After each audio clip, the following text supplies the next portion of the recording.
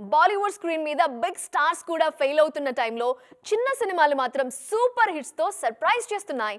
Recent times లో ఇలా big screen ని షేక్ చేసిన సినిమాలు కలెక్షన్ల పరంగానూ మంచి నంబర్స్ రికార్డ్ చేస్తున్నాయి.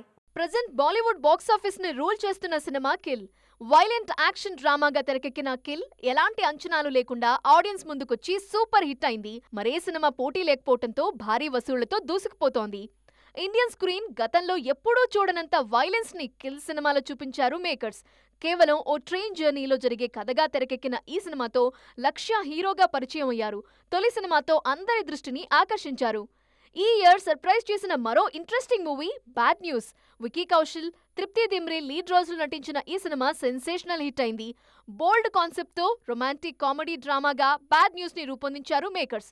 ఇప్పటికే 70 కోట్ల మార్కును క్రాస్ చేసిన ఈ సినిమా 100 కోట్ల దిశగా దూసుకుపోతోంది. ఈ ఏడాది ఆకట్టుకున్న మరో మూవీ శ్రీకాంత్. బయోగ్రాఫికల్ మూవీగా తెరకెక్కిన ఈ సినిమా విమర్శకుల ప్రశంసలు అందుకోవటంతో పాటు కమర్షియల్ గాను మంచి విజయం సాధించింది. స్టార్ హీరోలు ఫెయిల్ అవుతున్నా చిన్న సినిమాలు సక్సెస్ అవుతుండడంతో బాలీవుడ్ బాక్స్ ఆఫీస్ దగ్గర కాస్త సందడి కనిపిస్తోంది.